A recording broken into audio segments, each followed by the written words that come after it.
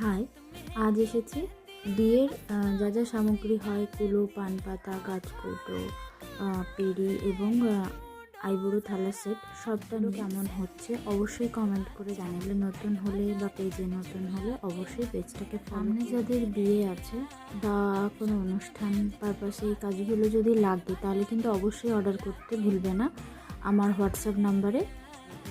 তো চলো কাজগুলো দেখে নেওয়া যাক।